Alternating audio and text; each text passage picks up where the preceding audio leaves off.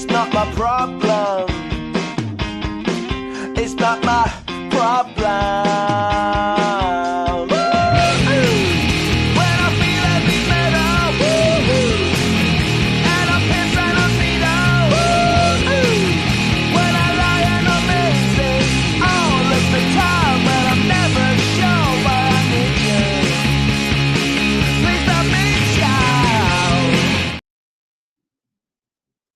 All right.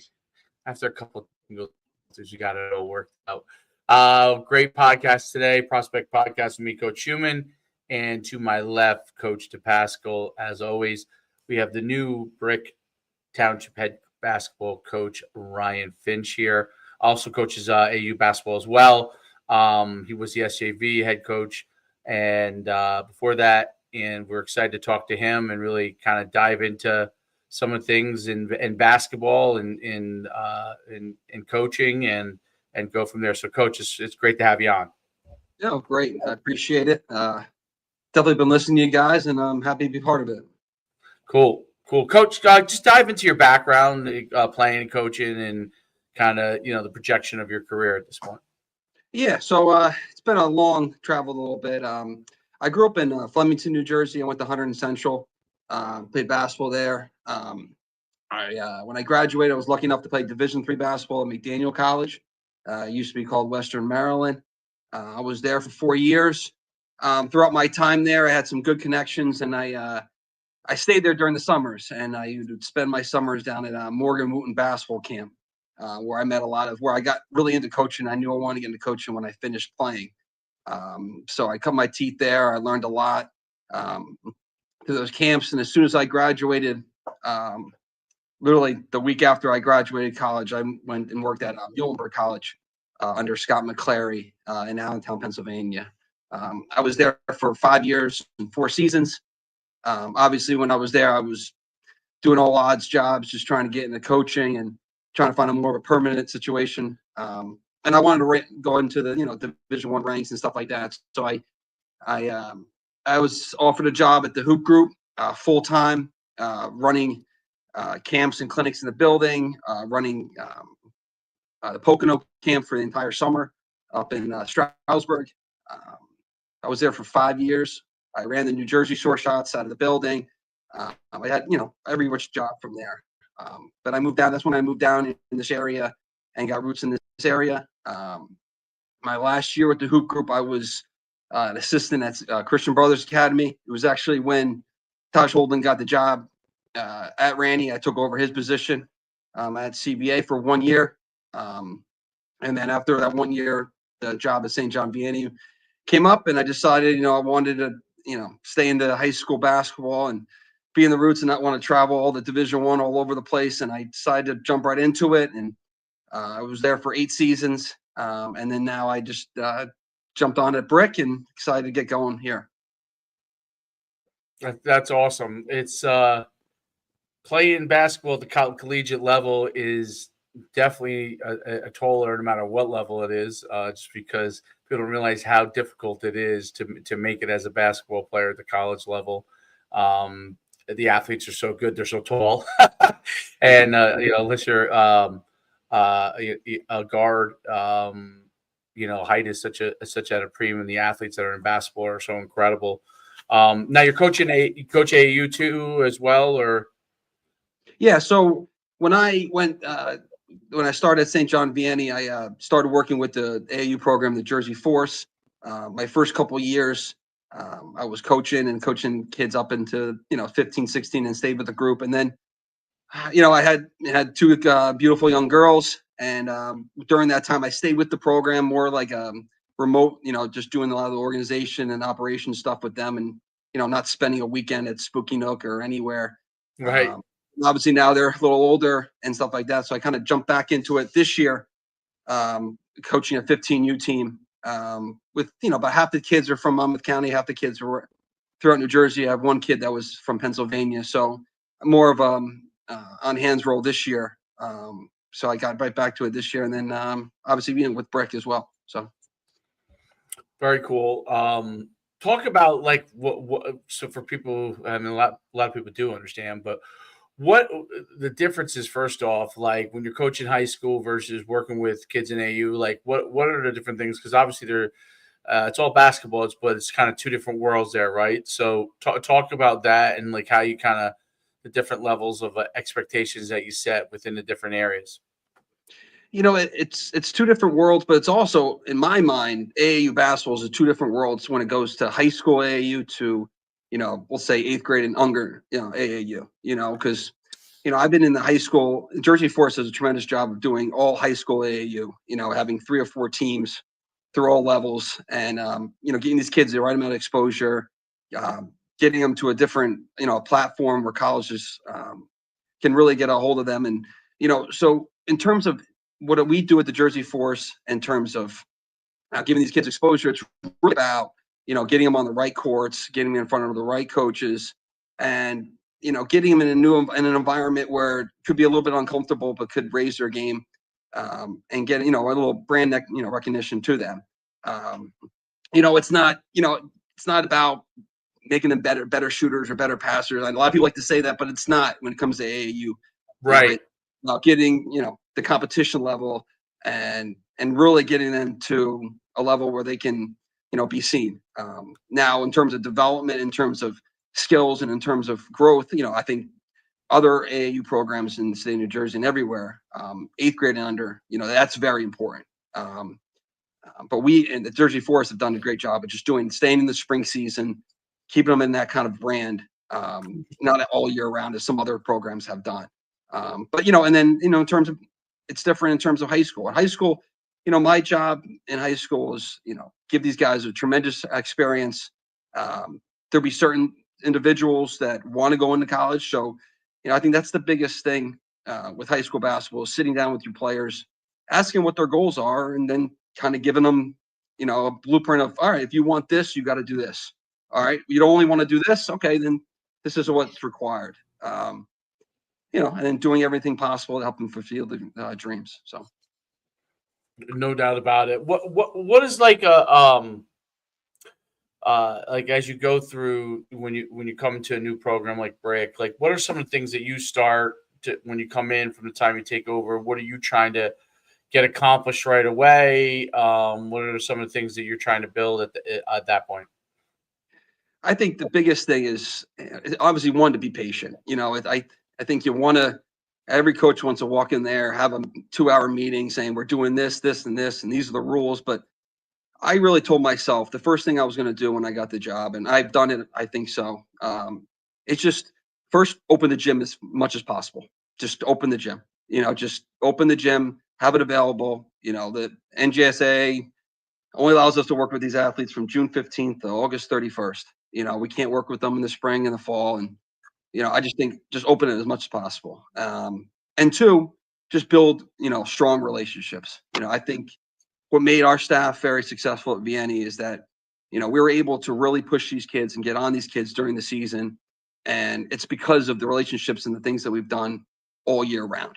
I think it was one example. I think someone said to me, he's like, Coach, your kids at Vianney, they play really hard and you really get on them really hard. Like, how are you able to do that? And they're like, they don't see, the things that we've done in July or the stuff that we do, all year round. And I think that's the thing to me. If I'm going to be able to get these student athletes and get Brick as a program to another level and be able to push them, in the winter, you really got to develop relationships. So between opening the gym and just getting to know these kids on a personal level and the families on a personal level, been playing catch up there as well. So No doubt about it. It's when you go from one program to the next, you try to start to rebuild and you initiate new relationships and you're building on what you're looking to accomplish. What do you do from an expectation standpoint? Like, how do you stage or set expectations when you come into a new program?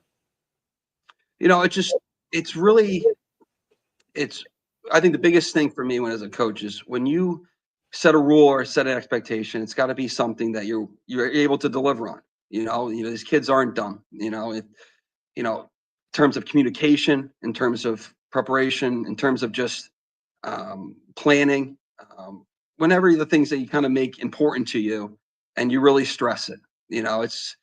It's really spending time as a coach. It might seem simple as a player hearing it from a coach of like, this is important, but to me, it goes through a lot of thought of, I got to pick one, two, or three things that are really important and really stress it. It's when you throw too much at them, or you throw, book of rules or a book of, this is, you have to do all these things. It could be overwhelming too. That's the other thing. You know, it's not built, overnight. It's not going to be built. We're not going to go from whatever wins they won last year to 30 this year. It's got to, it's going to be steps to it, and making sure that, we achieve these short-term goals that, we'll build the program and the foundation of the program.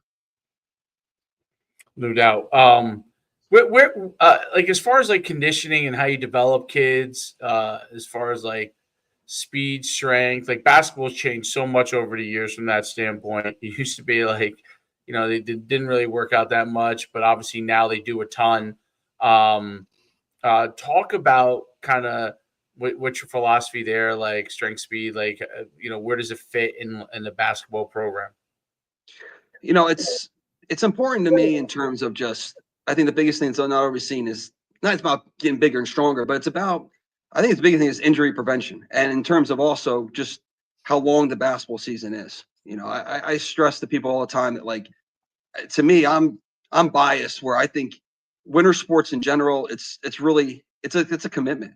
You are going through a lot of holidays, a lot of breaks, Thanksgiving, Christmas, all the breaks through there. And, in terms of your body and the wear and tear, it's very important. And to me, I pretty much put my hands up at Vienna about it, because I'm not a bodybuilder. I'm not a big lifter. I'm not, I don't have as much experience in it. So I research, I talk to the right people, and I get our guys in front of the right people that have done it. We've at Vienna, a lot of those guys, they went to Bobby at Ripped, and I think we have a good workout guys in the building at Brick, which I'm excited about. I don't think we had that as much in the past, but just finding the right people and getting them in front of the right people, because it is important, and I think it's more important in terms of durability and injury prevention than anything else.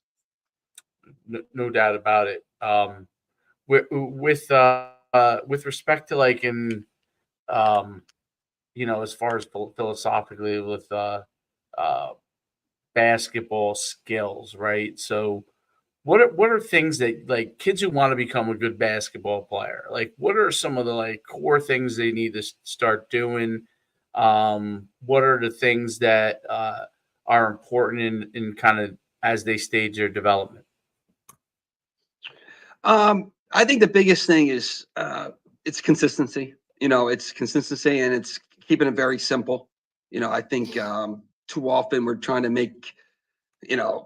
recreate the atom on some of these things in terms of ball handling and shooting. And I think it's just some of these kids it's got to be every day. It's a skill. Basketball is a skill in terms of shooting or ball handling. It's a thing that you got to develop every single day.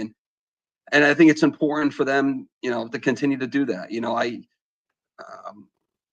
I think, they do one thing, they want to move on to the next thing. And again, it goes back to what I said. When I sit down with some of our players, I ask them, what do you want to be? Do you want to just have a great senior year and you want to be part of it, and then your basketball's done? Okay, well, let's really work on this skill here and be there. Let's not work on a million things. Some players come in, they want to be college basketball players. All right, well, these are certain things that we have to work on and improve on. But I think consistency is definitely the big thing, and not, a lot of people have done this. I think a lot of people are trying to change things and do things differently. A lot of people have been very successful by doing some of the simplest things.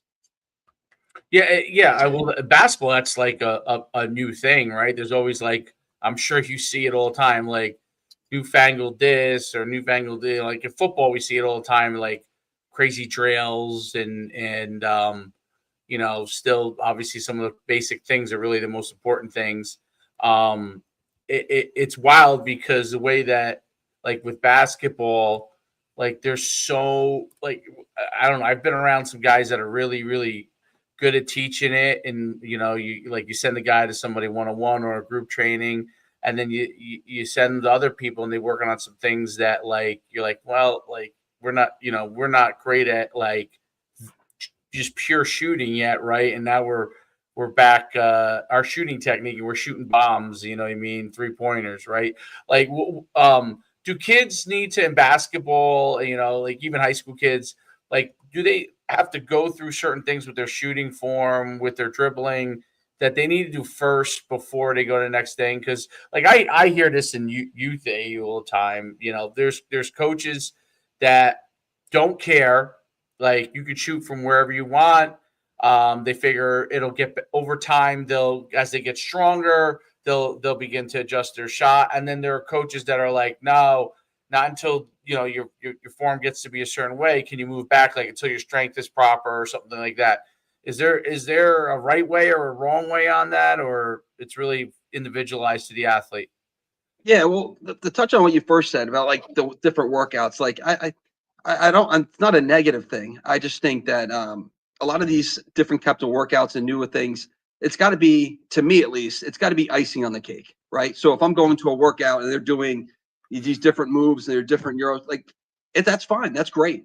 But did we get like 500 shots up in the morning? Did we just do our basic ball handling first? Like that can't be the thing that we're doing today.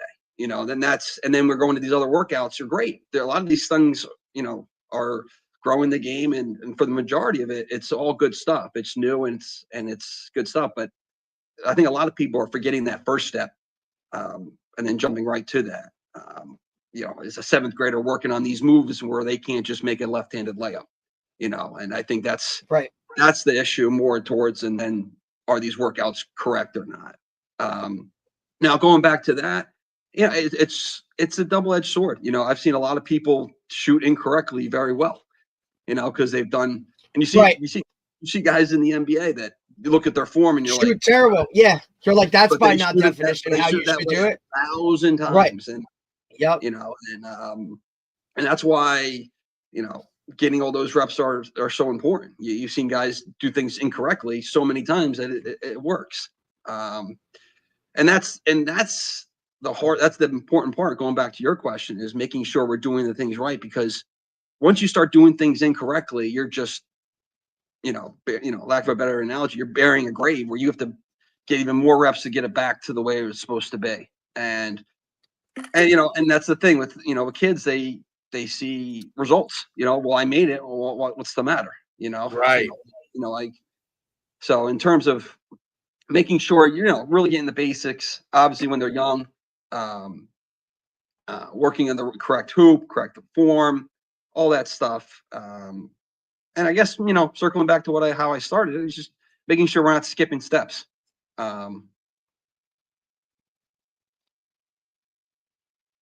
Do you see that, Coach, a lot more that now, the emphasis is, I'm on this team, I'm playing game here, I got, a game this night and that night, and there's more emphasis on games rather than the individual skill set, I mean, look, when I was growing up, hoops was, dude, you were doing, passing drills, dribbling drills, defensive. I mean, it was drill.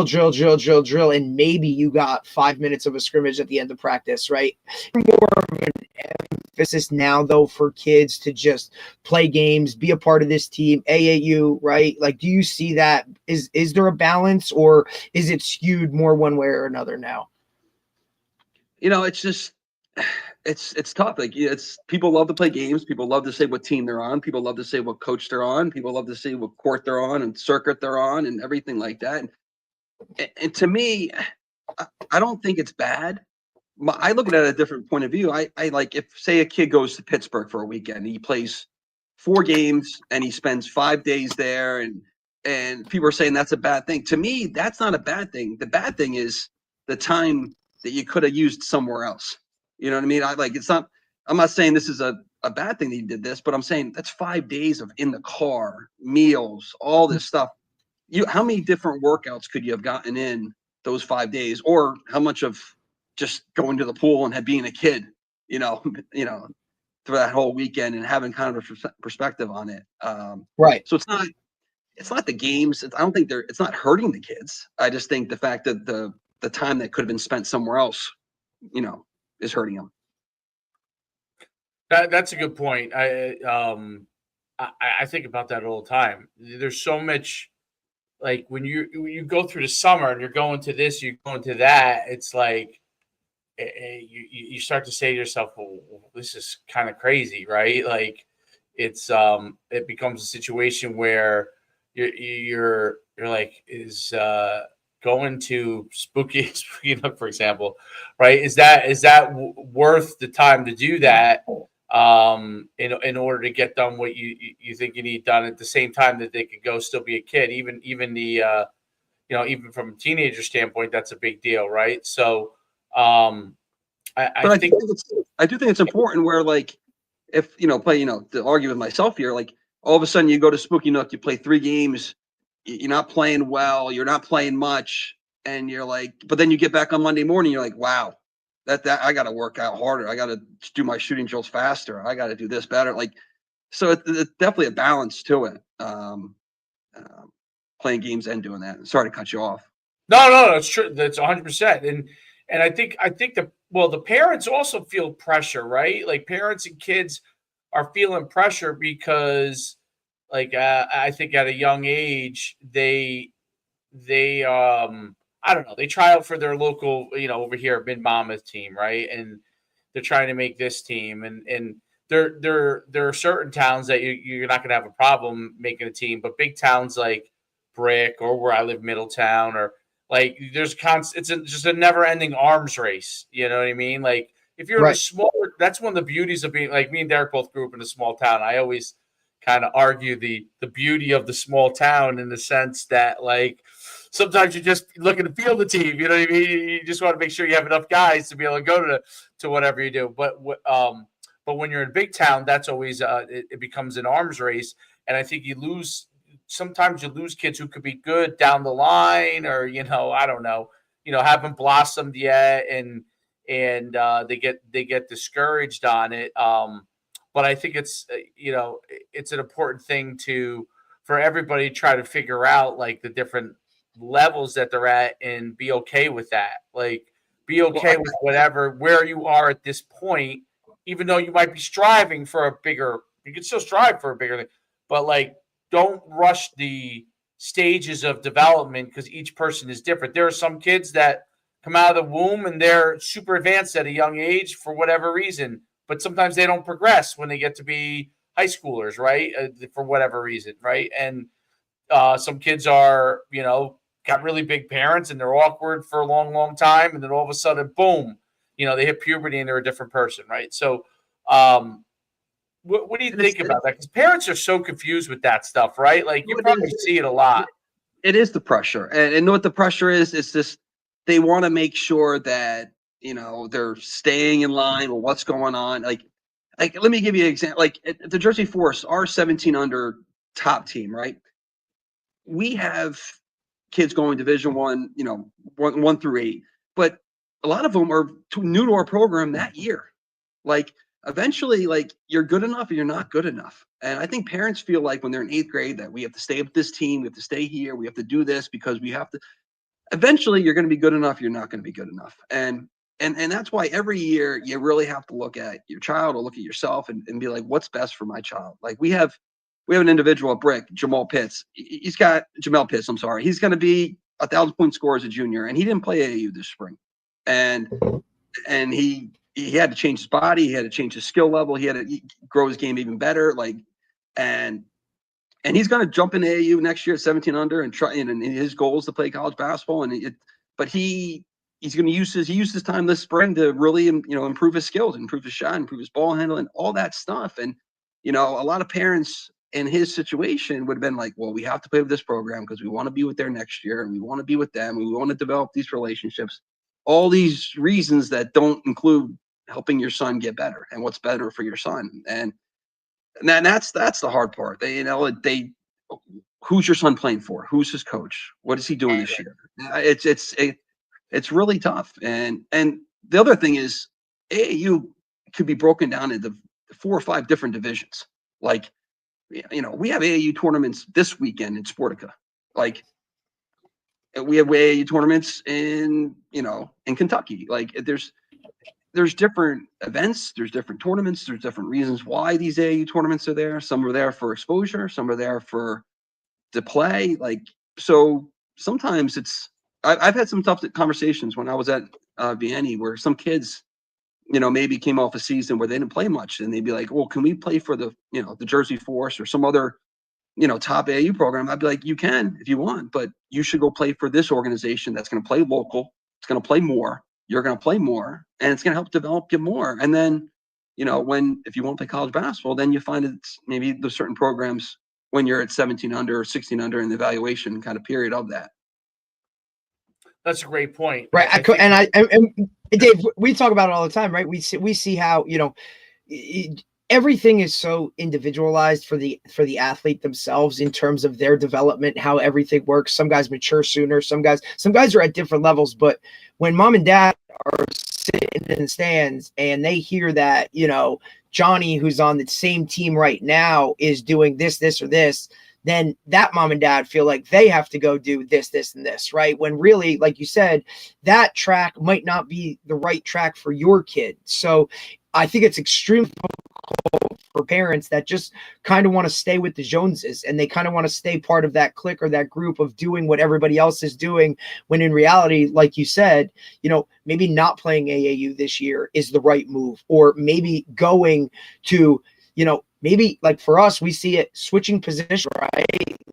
Like everybody wants to be the quarterback until 8th grade. And then when a coach says, hey, you might be better at this, it's no, he's the quarterback. And then by the time they're a junior in high school, have never seen a snap on a varsity field because, they wanted to be the quarterback, when in reality, if they had gone and played receiver, they could have been starting a year before or something of that nature. We see a lot of that.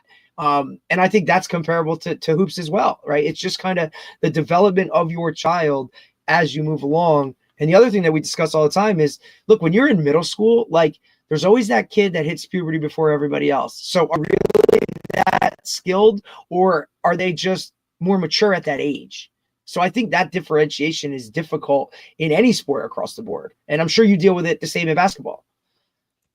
Yeah, no, 1,000%, and it's tough, like, to really make those kind of tough decisions where, this is what I think is best for my child. And then, I'm sure the kid doesn't like it and the kid wants to do this, or, it's really, just surrounding yourself with the right people, getting the best advice, and helping your kid get better. So. No, it's a great point.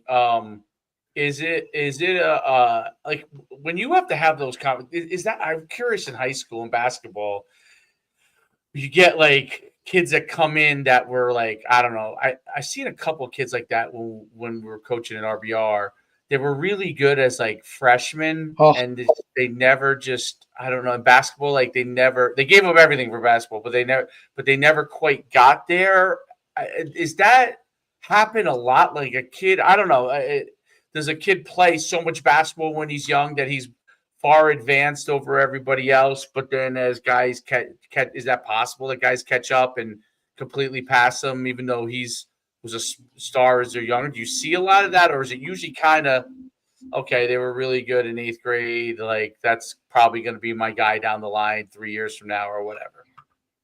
No, I think you'll see this more. What I'm about to say, it probably relates more to football than to me, but like, what you'll see is that if, also say if this kid is a tremendous, all of a sudden he's a tremendous big guy, and all of a sudden people pass him and get better, because he's not versatile enough to play other positions, and I think that's where you fall into it. You fall into a guy who, played one position, he was the best player at it, and never improved his skills to be able to play different positions or different, or use different skill sets. So now, as a coach, you're like, all right, well, he's this position, or that's it, And I think that's kind of what happens sometimes when some of these kids they pass them, but they don't have as much. These kids don't have as many options of where I could play you or a coach could use you, because you didn't spend time on. It goes back to what I just said. If you're doing all these things and playing all these games, you're not improving and helping out, other different skill sets that you could be using and improving. No, that's definitely true. Like, is it? You see it so often. Kid's the tallest kid. He goes and they put him right at center, and like he now it's one thing if he hasn't developed the ability to dribble yet, but I think it's critical that every kid like develops all the skills necessary and try to play. Even if they're tall, you got to play, guard. You got to try and handle the ball at least somewhat because, and I've noticed now so much basketball has gone to, I'm not saying positionless, but like, you see guys that are super tall that are running the point, right? So, and obviously in high school, everybody has a different philosophy of how they handle that part of it. But it's important for guys, no matter what their size is, to make sure they develop as many of the skills as possible in basketball. Yeah, not to mention, if you say you're a tremendous eighth grader, right? You're one of the best eighth graders in the state. Unless you're going to, a subpar program, like you're not walking in there as the best player. Like, for like Dylan Harper, like when he walked into Don Bosco, like he had to fit a role as a freshman. Like there's so many different examples of that. So like, is he playing the same way as eighth grade? Is he is going to play as a freshman at Don Bosco Prep? No, like, so that's right. You and that's coming from you can do a certain thing. You need to know maybe you need to learn a different skill set. All of a sudden you're a ball handler as an eighth grader, you get the ball in your hand, you go into a situation where you're not getting the ball, but you need to make every open shot. You need to defend every open guy. And, that's where it comes in. That's why when I was at Hoop Group and was with the Shore Shots, my first 5 years, I used to love when I had kids, from fourth grade all the way up, and I would see how they would fit in with their high school programs as freshmen.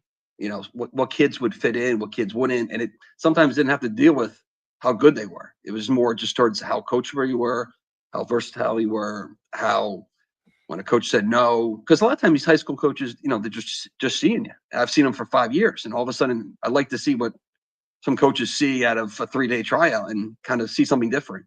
I think that's the biggest thing in terms of, going from AAU going into high school and trying to fit a role and making sure that, what you need to do.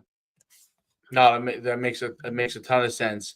From a college or recruiting standpoint, what are some of the things that really you've seen change a lot, and how do you advise basketball players? In my opinion, having coached a lot in football and guys in that also play basketball, a lot of guys start out very delusional as to where they can go in basketball, and I always thought would be a tough task for high school coaches in basketball, because they see guys go on to certain levels, and I always think they underestimate the ability at the highest level of basketball players, meaning high school kids and parents too, right? Like they don't know what they don't know, so they don't realize until you kind of see maybe an EYBL game or something, or you see those guys at the highest level in New Jersey, right? Like the best players in New Jersey, what that level looks like. How do you handle that with respect to recruiting? And then my part B question is, what's changed kind of in recruiting as well for you guys? Yeah, well, first off, what's changed is that it's just extremely, extremely hard. It really is. And these kids, the kids that make it, that really want to play Division I, that really want to play at the highest level, if you look at they really have put their head down. They don't accept no, and it's probably 3 or 4 stops before they get to Division I. I got a couple examples with the Jersey Force of guys that went to this JUCO or went to here and then went there, and then now they're playing at the Division I level. Like this, we had a kid named Nick Boyd. He went to St. Mary's Rutherford. He led the state in scoring. Couldn't get an offer. Couldn't get any. Couple Division IIIs liked him. He had to go out to Indiana to go to a JUCO. Then he went to this program. Then he ended up going to FAU and Florida Atlantic. He went to the Final Four. And then he went to San Diego State. He's going to Wisconsin next year. But he was told no every which way. And you got to be so resilient to just people telling you that you're not good enough and continue to work. And college basketball now, these kids are 26, 25, 24 years old. And you got to be really, really talented and be able to jump into that. And right now, colleges, when they look into who they need and what kind of need they look at, they have synergy, they have all this stuff. They look at other programs. I think Speedy Claxton, he's the head coach of Hofstra. He even said he's embraced it. He had an individual that went from him to Alabama, and he started at Alabama. He's from South Jersey, and he would tell kids, he'd be like, "Listen, I've been an NBA guard. You come, you play for me. I'll develop you. I'll get you to Duke." like, I'll get you to a Power 5. You have Division I programs treating themselves as feeder programs to other Division Ones. Right. Right. Like, they're embracing it. They're not fighting it. They're saying, Right. okay, come to me for 2 years. I will get you. You want to go to Duke? I'll get you good enough. Like, that's just completely changed. And you know what, Coach, it's funny that you mentioned that, right? And it's look, it's not just basketball, because we've talked to Division III coaches, Division II coaches, even FCS, some lower level FCS programs, where they're embracing the role of guys that come in and have a chip on their shoulder. They didn't get that big time Division I offer, or they didn't get an offer at all, and they're embracing them coming in for 2 years, doing what they needed to do, becoming that all division or all conference guy, best player on the team type mentality, and now jumping to a bigger school or leaving their program to go get that scholarship or that NIL deal, right? Because a lot of that deals with some of that too now, money wise. They've embraced that, because for them, they're still getting 2 years of a high level talented player with an even bigger chip on their shoulder to work harder, to do what they need to do to kind of get to that next level. And then we've seen some guys that are like, hey, if you come here, this is where you want to go. And they've been losing out on some recruits in that way. So there's 2 ways to go about it, but it's definitely that we've seen those guys that are embracing it kind of, reap the benefits of that, rather than, stay that quote old school mentality and kind of just stick to what it always was. And this is our program and all those kind of things. But you're seeing those guys kind of, get a little bit more from those, even if they are there for only 2 years. Yeah. And going back to the first question you had was, well, how do you approach it? It's you really have to have a conversation with your student athletes of what they want and how transparency.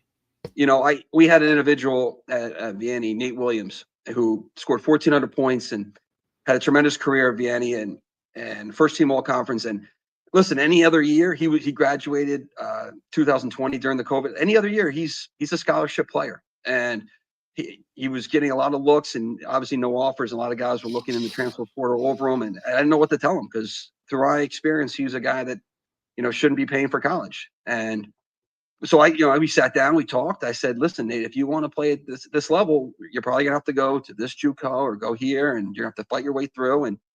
And he wanted it, but he didn't want it as bad as you really needed to. And what he wanted is, he wanted a great education. He wanted a great future. And he went going to Gettysburg. He's going to be a senior. He's all conference player. He's going to be 1,000-point scorer there. And it's not a negative thing, but it's just, you have to really start, when you start talking about what you want. Are you willing to go to something, out in Wisconsin in the middle of the thing and playing some JUCO and play here, go there and play at this camp, and it's tough. It's really, really tough, the path, if you really want to be a Division I player, and you see guys make it, and it works out tremendous. And there's a lot of good things to the transfer portal. We had an individual, Josh Cohen, who played for the Force. He only got one scholarship offer. He went out to St. Francis in Loretta, Pennsylvania. Yep. Last scholarship at the end, ended up being freaking, player of the year in the conference in his 4th year. Went to UMass after that, played for Frank Martin. After he played for Frank Martin, he got offered to go down to Eric Musselman and played at USC last year.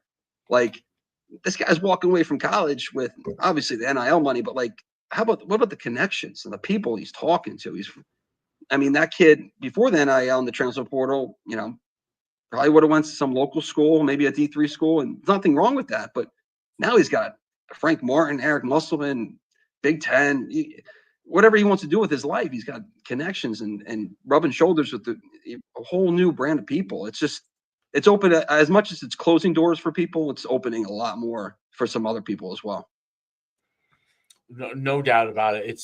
That's interesting, the road, as far as like how many schools some of them really have to go to, because you see it a lot and you see it talked about a lot. But in basketball, because it is so tough to get recruited, you really have to, if you're not, a guy that's considered whatever, one of the top 100 prospects, your road's going to be vastly different, and you have to be willing to be committed to that, to be able to get maybe to where you want to be.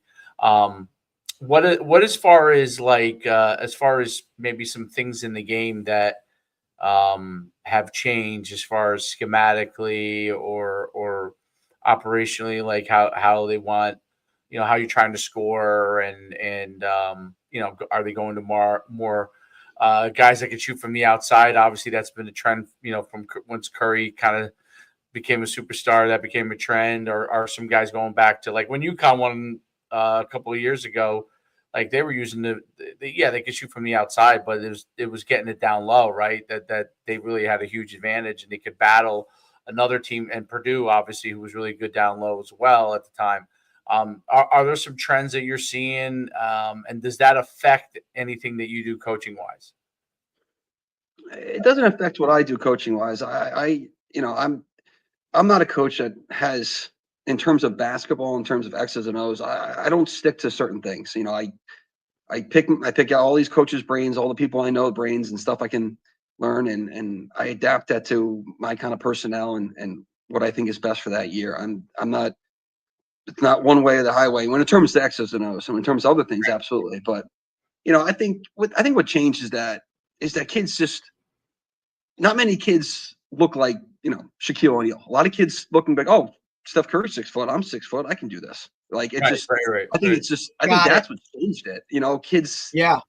Even girls look at Caitlin Clark, they're like, oh, I can be Caitlin. Like, why not? Like, she's 6 foot or 6 foot. Like I could do this. Like, it's more in terms of, I think, back in the day, you're like, oh, you see guys like Jordan or all these athletic guys and guys that just play above the rim, and you're like, oh, okay. But now, I want to do this. If I'm going to be able to do this, that's just what I have to do. And I think that kind of influence definitely took over for a large portion of the time. But like you said, definitely it's playing in a fast pace. It's playing more threes, less of the inside out. More guys, different able to play different positions. It's definitely changed. But in terms of high school basketball, I think high school basketball has been pretty consistent. Guards win. A lot of guards win, and I think guard play, discipline play, taking care of the basketball, and tough defense. I think that hasn't changed much. But I think in higher levels, it absolutely has. Interesting. Yeah, the higher level, obviously, you're right about you're right. They see Steph Curry, they see Caitlin Clark, and they could see themselves. I look like that person. Well, or I'm not that, or I'm not as similar size to that person, right? That's what I mean. Like, hey, I look like that person, right? Like I'm 6 foot, they're 6 foot. You know what I mean? Like she's, they're like you said, they're not. I'm LeBron James, right? I'm not that, which I think, call it what it is. Like he was, to me, he changed the game because he was a bigger guy that could handle the ball and do that, 4-3-2, or bring it up guy, where I think that just changed the whole thing where, now it's true almost 4 guards on a court where, what I grew up watching, the Chicago Bulls. I mean, look, Luke Longley was a center, dude, right? And Dennis Rodman was the 4. And, there wasn't, we're going to go small. Hey, we're going to, that wasn't so interchangeable. High school basketball for me was, hey, you're a 1, maybe you're a 2 if this guy comes in. But that's, everybody had their spots along the way. And Dave, you can attest to it a lot because obviously with, Troy and his group, as 10-year-olds coming up, right? Like rarely do you see that big guy in the middle, or, everybody now is being taught ball handling and skill hand. Dirk Nowitzki, right? Big guy, can handle the ball, play that 4-through-1 range if he needed to. I think that's what's kind of changed it. And you see it a lot too, Dave, like with Troy's friends and stuff like that. Like they're all ball handlers, they all guards, they all want to shoot, they all can shoot, right? I think that's the biggest change within the scheme. And that's just from somebody like looking from the outside looking in, because it is what it is. Like rarely do I go to a high school game and you're like, that guy's definitely the center, right? Now you come out and be like, I thought he was the center and he's bringing the ball up, right? It's just to me, that's what's changed about it. Also, you look, how many times you go to a high school game and you see how big kids, like the kids are 6'5", 6'4", 6'7", and they're sitting the bench, and they're just sitting the bench, and it's like because they can't play. Like they can't play in that system. And I think one thing to look at, and it just shows you everything, is you look up how many 3-point attempts Wembanyama attempts a game. It's over 10. Like he's 7 whatever, and he's in double digits and 3 points attempts a game. So it's absolutely has changed. You think that's, and also you think that's coaching based too, wise coach, like, you know what I mean? Like, and now you've been at the college level and you've seen guys obviously recruit for their systems, correct? So if you're a certain type of system guy, like I need more bigs, right? So I will recruit more bigs, or I'm mainly a guard type of whatever team, or run and gun and fast break and do all that this shit. I don't even know, is that a term anymore? I don't even know. I don't even know. That I just knew that my high school team, nobody was over 6 foot. We all played football and we could run. So all we did was press the piss out of people, and then fast break and hope we got a layup, because we sure as hell could shoot. So that's kind of just what it was, and it showed in our record. But I think is that something too? Obviously guys recruit for the system that they have. But in high school, right, and you can attest to this, private school, public school, like you get what you get, and you just got to develop what it is. So obviously, I'm probably answering your question for you, but you will now go and develop those guys into what your system is, correct? Like you'll bring them in as freshmen and be like, hey, this is what we do. This is what we need you guys to work on. Because in comparison to football, right? If you're an air raid team where there's going to be 4 wide receivers on the team every year, where I need these guys to catch the ball, well, then I'm going to be working a lot more catching, a lot more running, a lot more stuff of that nature, rather than if, hey, we're going to be, more of a running team with running backs and things like that. So will you now tier your team and your skill sets of your players to obviously what your system is? Seems like a logical question, but maybe I'm asking you, how will you do that more so? Honestly, it goes to all the time you put in the gym in the summer, and seeing, this guy's skill sets and how good they, what they can do, and trying out different things. And, I find it all the time. Like high school coaches, they're competitive, and you see it all the time. They just said some of these guys, they're 6'5", 6'7", sitting on the bench because these coaches, they bring them, either they recruit them from other schools, or they're from public school, they're from the town. Then all of a sudden they're like, oh, they sound great in warm-up lines, they sound great in the off season, and then they want to win, and they need people that know how to pass, dribble, and shoot, and know how to be in the right spot defensively. And it's you see it sometimes, and it's kind of a shame, and how much some of the talent has it. But it's throughout the summer, and finding a system, adapting a system, and towards of what can make our kids the most successful. Well, that's a great point. Always, I love how you continue to adapt to whatever your personnel is and what you have each year. I think that's always an important part. I mean, obviously there are guys that have systems and they follow those systems completely, and that's not their style. But every year, talent and what kind of guys you have, especially in high school, changes, right? So from year to year, you have to vary it. You know what I mean? So I watched them for 2 years at Vienna. You go from one type of team to this type of team, and just based on guys coming in and out of the program itself, in terms of, which had nothing to do with that. Just, look, who graduates, right? Who transfers in, who transfers out, who's, whatever situation. I mean, it's now you get to a public school where, look, this is what it is, and this is kind of what we have.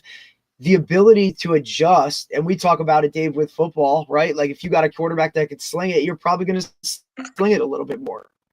Right. The guys that kind of get stuck in that we are this is what we do because, they're either standing on a pedestal or they're, just unwilling to go and research, or, with the amount of information that you can literally find by clicking buttons on your freaking computer or scrolling through on your phone, dude, like, it's every disservice to the youth that we could do if you don't go and find a better way or the best way, or at least, try to go and find that out there as a coach, because that's your job. You want to put those kids in the best situation for them to win, and you got to figure out how to do that. And if that means you dump in the system that you've done for 10 years, then that's what has to be done.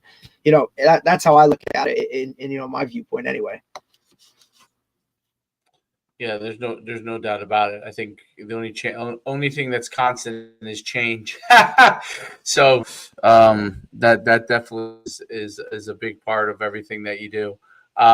Coach, I can't thank you enough for coming on today. It was really great having you talking some hoops. I love a little change of pace after always talking football. It's like sometimes I just we need a break from football.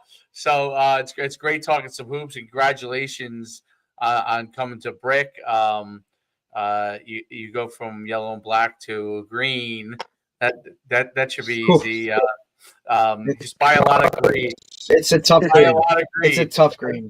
Yeah, a tough buy a green. lot of it. Just buy a lot of it. Is the Jets the same color? I talk about Are you guys the same color as the Jets?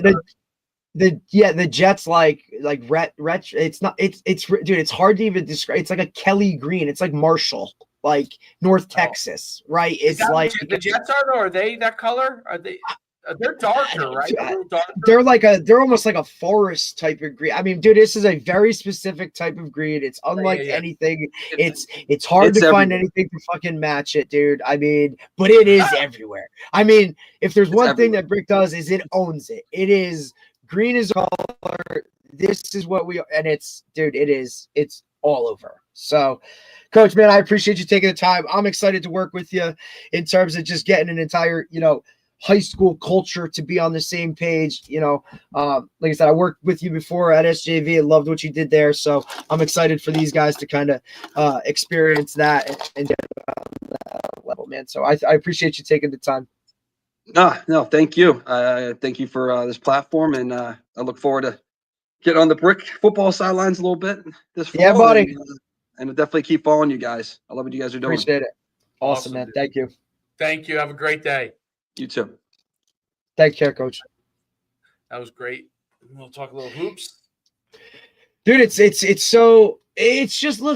literally like coaches, regardless of sport, are dealing with the same thing, right? Like everybody does the same thing. And at the end of the day, it comes back to like the fundamentals and the skill sets and the things that you got to do, the little things that, you might not see helping overnight. If you go out and do 1,000 dribbling drills or shooting drills, like that next game, you might not all of a sudden be able to, handle the ball from baseline to baseline and be cutting people up down the middle and then drilling threes.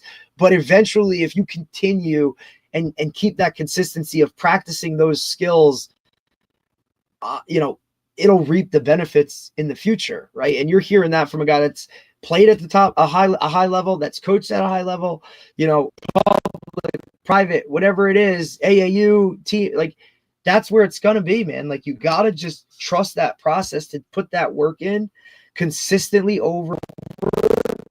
And, I'm not saying you got to go out there for 3 hours and shoot, right? But hey, 20 minutes a day in your window, even in your quote off season, or if you're playing another sport, dude, you can get out there and dribble or do something skill set based to kind of help you because, like in comparison to like lacrosse, basketball is a skill based sport, man. Like you got to dribble, you got to shoot, it's really hard to just turn it on, all of a sudden when basketball season goes around. Those other guys that are only doing basketball are going to be ahead. So you got to do a little something, which I never did, by the way. If it was football season, dude, I wasn't going out and shooting. Like, sorry. Right. No. No. Now, if I could go back and do it, like 100%, right? But in the summer when there was nothing else going on, yeah, I was going to football practice at night, but you could be damn well sure, like during the day at some point, I was shooting because I knew we had summer league games coming up or whatever. That stuff. Obviously, it's easier in the summer. And look, we just also talked about how like kids' schedules are cram-packed with sport, right? And, even he said that, like it's got to be a little bit here or there, but you're questioning whether that tournament for 5 days over the weekend, could that have been better spent elsewhere or just, quote, being a kid. I'm sure it's something you wrestle with all the time. It's I wrestle with a lot of things. I wrestle with maybe I would have been happier if my kid was a pianist. So I don't know, man. I hear those theaters get a little chilly. You know what I'm saying? It's like, No, I'm obviously I wouldn't know the foggiest thing with respect to that, but But yeah, like But also Troy enjoys doing that. You know what I'm saying? Like what's the hardest? like if you were to right, like if you were to be like Troy, no sports this week, we're not doing anything, right? Like he'd be bored, he'd be pissed. It would be like, hey, you know, it's not like you're forcing him to do things that's what he enjoys. But the hardest thing of this culture in general, okay, of kids, and I actually think it's part of its parent. I hate to say this, parents are this way too. Everything is not going to happen immediately. This is why we need more Tony Hollers and more of what we talk about. You know, things are over time. Okay, you go out and you have a net and you throw a football into it or a baseball into it, right? And there's a target. And let's say you throw it 10 times. The first time you throw it and you get it in the target twice. And then the end of the week, you only can get it in there still 3 times. Most people will say, screw that, I'm done. I made 3 out of 10. I can't do it. It's too hard. It's annoying. The people that become good are the ones that are like, next week I'll get 4. Maybe next week I can get 5 after that. Maybe the next week after I can get 6. And you know what? If I'm stuck for the next 4 weeks at 6, that's okay. Maybe I'll in week 10, I'll get 7. And that's the thing that I think we have kids have it because of the video game culture, immediate dopamine. Okay, social media, my kids' age is not really social media, is not as big a deal, but the immediate dopamine of games, right? Teenagers, the immediate social media games and social media. Adults, social media, a pay raise, boss doesn't like me today, likes me tomorrow, like live and die by every little whimsical thing that happens, right? And it's part of what's kind of fed to us, and it's very hard to avoid. It's hard for me to avoid. It's probably hard for you to avoid. But that's the from an athletic standpoint, from a student standpoint, like I said to Troy today, I said, could you talk as a baby? He said, yeah, I could. I said, no, you couldn't. You couldn't talk as a baby. You had to learn how to talk. Could you write? You're like, no, yeah. Could you write right away? Like No, it took you years to be able to write. Years. Okay? Years and years and years. And still probably not the way it needs to be. But years and years and years. And it's going to take you years and years and years and years and years. I still don't write as good as I'd like to. Okay? It's important to understand that everything is a progression. Like, people hate on Nick Saban. People hate the fact that he's always talking about the process, because the process is boring. It's boring. But the truth is, and the process is a process. It takes steps to kind of get there. You can't go from A to Z without the middle of the alphabet, dude. Like, guys on game think on, like, you start to form your game plan, you start practicing on Monday. They think Monday you should be perfect for Saturday or Sunday or Monday. Well, I mean Friday. Like, no, Monday and Tuesday you're building everything and seeing what works and what doesn't, and you don't know until you test it. Okay, now listen. There are systems like Manny Matsakis runs the air raid, like they don't care, but they're still testing their same 5 plays. Okay, we can't against this team, instead of sitting down, we're going to have to run because they're going to play more man-to-man. It doesn't matter what you are doing. What it matters is that you have to go through that progression, and that progression gives you a chance for success. When you rush the progression and you rush to get to an immediate state of where you want to be immediately, listen, you may not be in week 1 where there are many things that can happen. There are many teams that are different levels of advancement, right? Some teams are in week 1, they're there. Some teams in week 1 are not there, but by week 8, they're a team that you better be careful of because they're humming, right? So, right. And sometimes there are teams that could go in week 1 and 2 are like gangbusters and fizzle out. I've coached some of those teams. I've coached teams that you were like, man, these guys are freaking rolling. And then by the time they get to the end of the season, like they're shot for. They're done. You don't know. And then the next time you're like, okay, what did I do wrong here? You know what I mean? Like, why were they shot at the end? How can I fix this? What do I need to back off on? Why they were so ready early on, but then by the end of the year they're thinking, can I get out of the season? Like and obviously kids are a variable always because of that. You're relying on kids to be able to figure those things out, and you're trying to help them in that process. But yeah, that progression is everything, and I think it's very difficult. Very, very difficult because you want to be successful right away. And listen, you could be mad that you're not successful. You probably should be upset that you're a little bit. Right. But then you got to take a deep breath and say, okay, I wasn't successful. People weren't happy with me. What can I do to fix it? Instead of what most people want to do, I can't do it. I can't do it. Right. They just want to close shop because why? It was a little hard, or because you weren't great at it to begin with. Like, man, you got to put the you had a bad day. I mean, right. And how many times we don't factor that, right? Like, you could have had the worst day ever. And now all of a sudden, like the next day you do it. Look, you got to listen to Greg Olson's podcast. Shit, what's the name of it? But he had Malcolm Caldwell. Oh, the youth. Malcolm Gladwell on, right? The youth Inc. or whatever it is. He had Malcolm Gladwell on. Outliers, right? Yeah. Like he had, dude. So it was a great conversation in just youth mindset, how to implement being like a coach, coaching these guys at their level, and kind of being where they are, but being where and especially him. He referenced about how, like, look, this is where I came from, how I was raised, old school coach, this is the way it was, grind it out, do all of these things. But the real thing I took away was he talked about how, like, with his kids in baseball, okay, you could work all your set all week, right? Your hitting instruction, you're this, you're that. Put all the time in all week, and then your game on Saturday, you go 0 for 3. Right. With 3 strikeouts, right? Or you could do absolutely nothing all week and hit 3 homers on Saturday, right? So back and forth, and he's I will take the kid that worked all week and went 0 for 3 on Saturday, all day, every day. And that's how, like, I'm trying to teach my kids that. But when they don't do it and then hit 3 homers, well, look, Dad, I can do it without that. So why do I need to do that?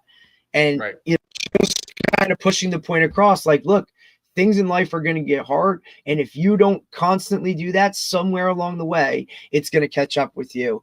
And, so teach these skills and do all that. And he referenced, like, look, they were in like the finals of a tournament, and the rules were you can't slide into home all year. They had put it together that, sliding into, like, they slid into home first place, right? Or first head first. And you couldn't do that in this tournament. And they're in, like, extra innings, tying run, or like game winning run is on third, right? And the kid takes off for home and he slides head first and he's out, right? And he talked about after the game, like, eventually they won the game, so it didn't matter. But eventually, after he talked to the kid, and he said, look, you were just trying to do everything you were coached to do all year, heat of the moment, right? You just did what you were coached to do. Wrong because of the rule. Like, you just wanted to get that run in because it was going to help your team win. And I'll take that over other stuff every day. It was a good listen, in terms of that. And look, and it's something it's difficult, right? And, I deal with it every day now, like, knowing that I got a boy coming January, and, how am I going to handle those tough conversations of got to put the work in and all that stuff, and just instill that, I don't want to overgrind, but enough to make it like, hey, hard work is always going to pay off, right? Like, it's a lot. I'm just, and look, I've been around a lot of great coaches, dads, right? Guys that have done it right. And then I've been around guys that haven't done it right. So, it's really kind of like, how do you focus? How do you get that mind of how you're going to approach it? And it's just like with coaching too, man. Like, you know what I'm saying? Like, it's all about for the greater good, especially when it's football, because it's the ultimate team game, I mean, look, if you think there were guys that weren't bitching last night about how many targets did I get, and it's like, buddy,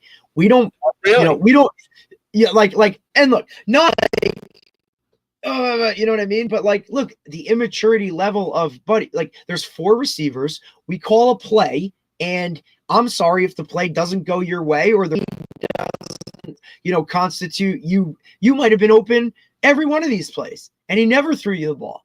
Well, that's just what it is, man. Like, we still were successful as a team, but maybe because you didn't get your flowers, or you feel like you didn't get your flowers, right? Because that doesn't mean that on 3 of the other touchdowns, you didn't block your ass off and make a really good play, but because, the ball didn't get thrown to you, or you didn't score the touchdown, that you didn't do something good, or you didn't do whatever, right? But social media shows that you have to be the guy scoring the touchdowns to be in the highlight. So, like, that's tough for, a young kid to realize, like, you're still doing really good things and being successful on a high level, right, without being, quote, the guy. I think that's what sports teach you. How to be part of a team, how to grind through some of those hard things and still be okay at the other end. I haven't seen people that I just think anything else does that the way sports does that. I agree with you 100%. I think that that's a huge part of it. And I think that people miss that. Why do they miss it? I don't know why they miss it, but they miss it. And here's the other thing. The other reference that he made, Dave, was his daughter. Greg Olsen has twins, one boy, one girl. Okay. The daughter was she was too young to actually compete. What did you say? She was too what? She was too young to compete in the events or in the actual track meets, right? So she would go to practice every week, practice all week, and then just wouldn't compete. So he found himself like speaking to her different than his boys who were in games and competing, and a win and a loss came at the end. So his conversation with his daughter was, hey, you just go out there and you learn to long jump, and as long as you went out and the day before, right, like, that was an improvement, or that was better, or your time got lower, like, and then look, you weren't ultimately like going to win, you were trying to beat yourself. So it was a different kind of outlook or conversations that he was having with his daughter in terms of go out there and just do your best and the numbers will show. Whereas the boys, it was, hey, there's a win and a loss that's going to come with this. We got to win and we got to grind and we got to, you know what I mean? It was just a different approach. But, he used that she did track and he wasn't a track guy. So he, it was like eye-opening to him that you just go out and you may go to a track meet and run time and take first, but you go to another track meet next week and run that time and you might be 10th, right? So that I think is something as like that was a big thing, like that stuff all matters and factors in. But hey, you might have run 10th, but it's been your best time ever, right? So how like it's a lot of it. Great point. I think that it's always a work in progress, and it's always a difficult thing for parents to get, but progression is and being able to realize that progression is everything is critical, and being patient with the process. And you're right. You talk to when a kid's not in the competition, you just keep talking to them about being better and being there. Like you do the best you can. The hardest thing. The hardest thing is you focusing on and getting people to focus on each time trying to be the best they can be in that moment. How can you be the best that you could be in that moment? Being the first of all, you got to give the effort, number one. And then absolutely. Number two, you got to concentrate on what you have to do in order to perform to your best, not someone else's best, but to your best. Yes, your best. So effort's the first part to having a chance at doing your best.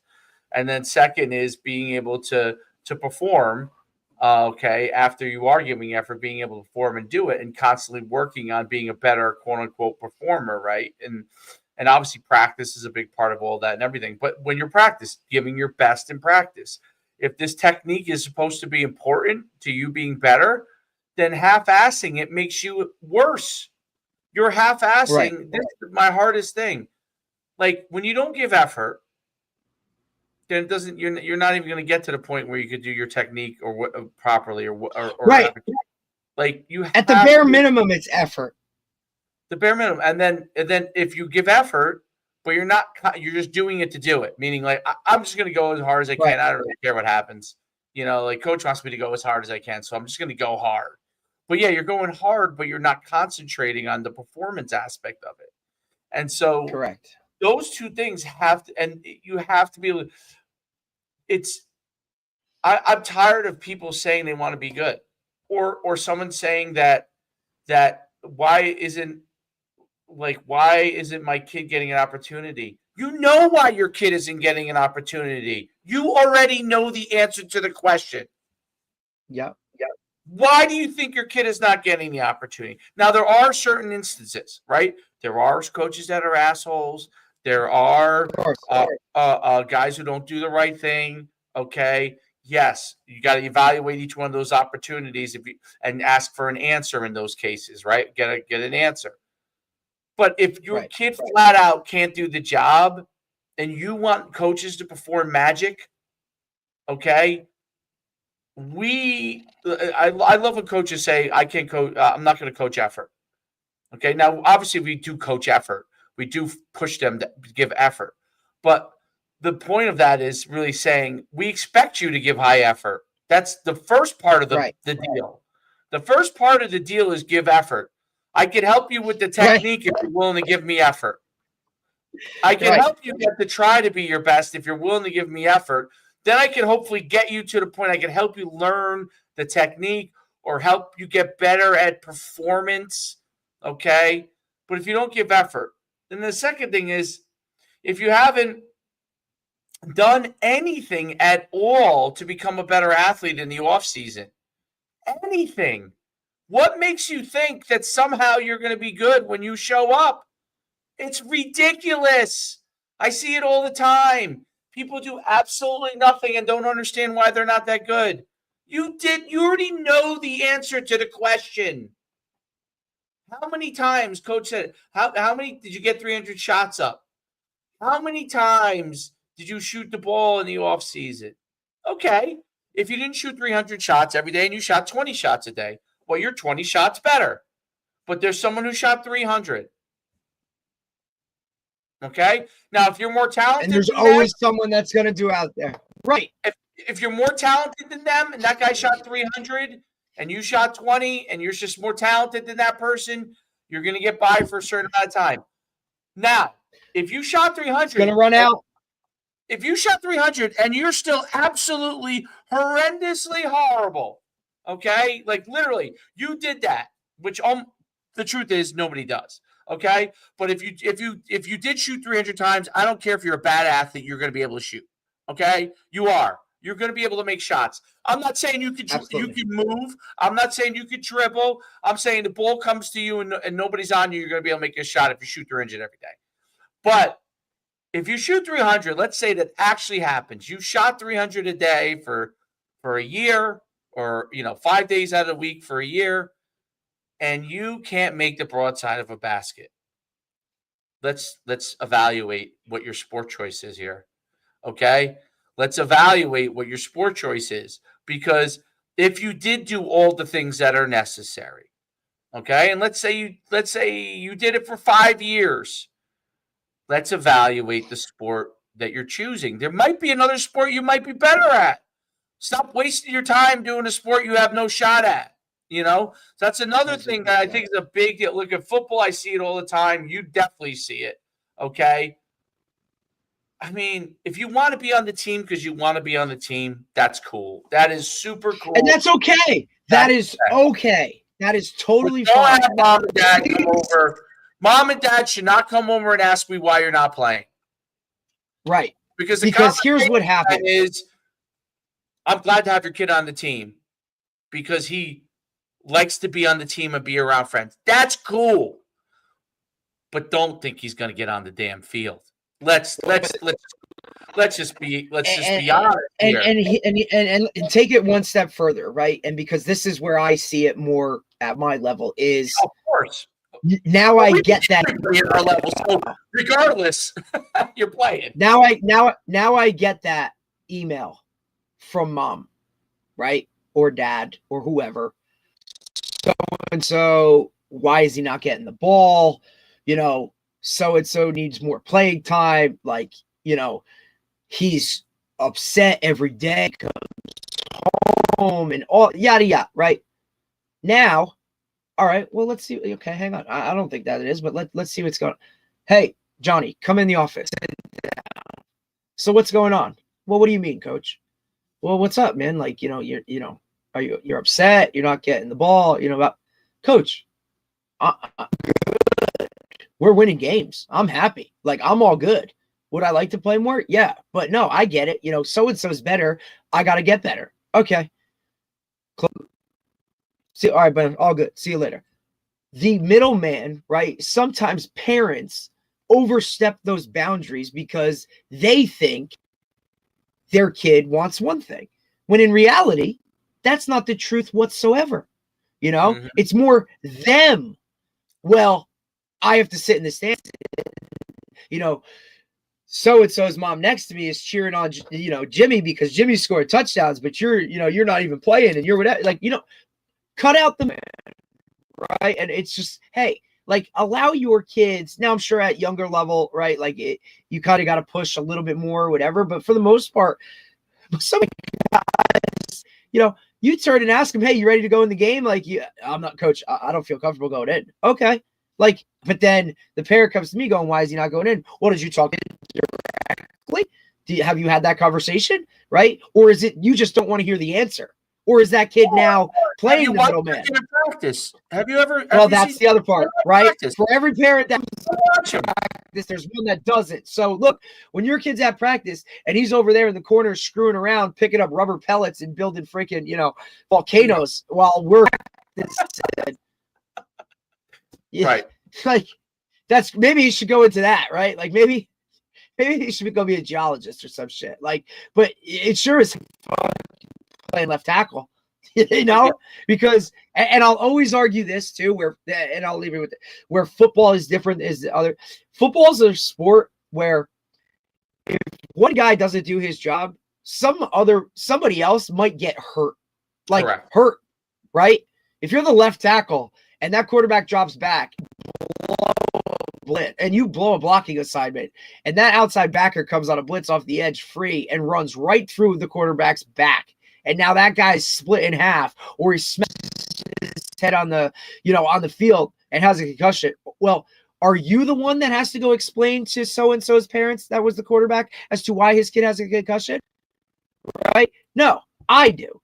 So you know what? Like, take a little of that and understand that. Would you want to be that quarterback's parents that, well, he didn't block. So what are you doing, coach? Like, here's what, like, understand that's where football is a little different in terms of guys can get hurt. Other guys can get hurt if guys don't do what they're supposed to do or can't do what they're supposed to do. I wonder do some parents even realize that like, it's not just that your kid can get hurt, it's like you can get other kids hurt.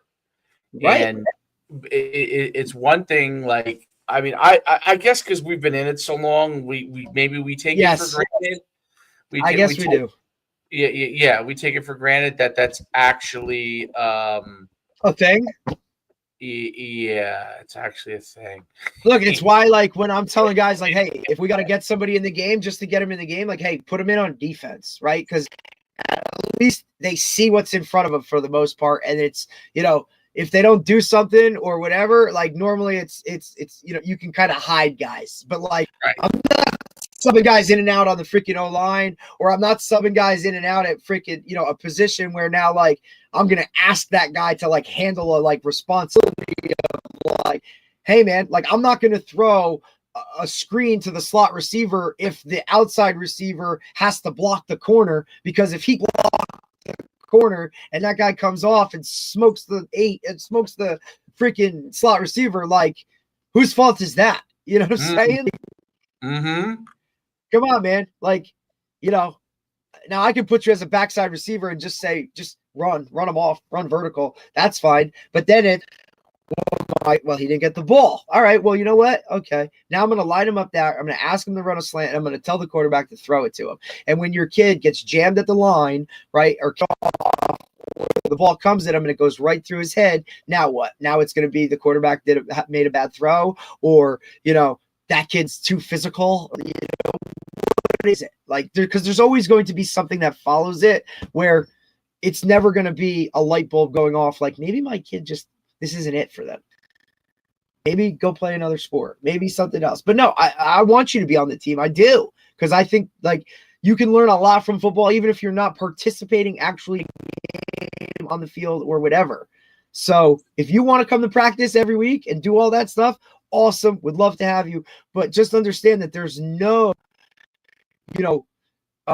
what's the word I'm looking for? Like, I don't have to, just because you're there doesn't now entitle you to playing time. Right. Now, in your case, guys have to play a certain number of plays, but irregardless, those plays can be whatever I deem fit as the coach. Okay. So if that's kickoff, return, if that's punt, return, if that's whatever, where you can get on and get off, like, you're lucky that you're getting that, because the people above me say I have to do this. High school, not the case, man. Like, I don't have to make sure everybody plays. Now, I'm nice and I let everybody play, because, even last night at our scrimmage, man, like, it was awesome. Like, before we got to that JV segment of let's get the JVs in, every one of, my positional players had played numerous plays against live fire, right? Like, and to me, my job is to get everybody within this position group available to play, because if you're developing and looking long term, trusting the process, eventually those sophomores that can't walk and chew right now are going to be your starting X and your starting Z. So you know what? If you don't coach them as hard as you coach the freaking, Division I that I have, then I'm not doing my damn job, and I'm definitely letting down the team. So, like, you want to do yourself a favor, coach the youngest guys the hardest, because it's only going to make your job when they're seniors that much easier. That's my advice to coaches. Like, coach everybody hard as shit, man. And look, you're going to be talking to those guys as sophomores more than anybody. And then as juniors, you don't have to coach them as much anymore, right? Maybe that's the wrong way to put it. You don't have to let you. It's not. No, I know what you're saying. You're saying, you know what I'm saying. And then as more in the bar, right. And I look at it like this: when I get them as sophomores, they're a lump of clay, right? And can mold them into, eventually, by the time they're seniors, the statue's already there, and all I got to do is keep the dust off and polish it, right? And really make it pretty and shiny. That's Friday night. That's how I looked at it. But I don't think a lot of guys do, because they're so concerned with what's in front of them in terms of, this guy's a senior, he's a starter. It's like, that's all they're worried about. Dude, if you're an ankle roll away from that next guy getting in the game. And if he don't know what's going on, and he play, and he doesn't, he can't go out there and at least give you a series, dude, you're in trouble. Like, you are in trouble. That's why I love coaching JV, bro. It is so fun. It is so fun. I mean, last night, we're out there and we're JV team, and we're towing and we're signaling, and the teams we're playing against, dude, they were throwing white flags out. Can you slow it down? They're holding up cards with plays on it and shit, dude. And we're like, our JV guys are like, coach, what the hell, man? Like, I want to play. I'm like, it's like, not everybody is coached like your coach. And that's not being arrogant. That's just a process of how we do it. And I think it's the right way. I agree with it. I think you're 100% right. So that's a good point. Awesome. It's a really good point. It's a really good point. What was I going to say? Anyway, well, yeah, we're still in the pod. We'll end this pod. It was a great pod. Really good. Great. We're really getting good viewership on these 200 here. It's really good. Summertime, man. Everybody wants to see it. Everybody wants to say it. They got nothing to do. But I do. guess. I'll give you a shot. We're back tomorrow, Wednesday at 1. Yeah. Tomorrow 1.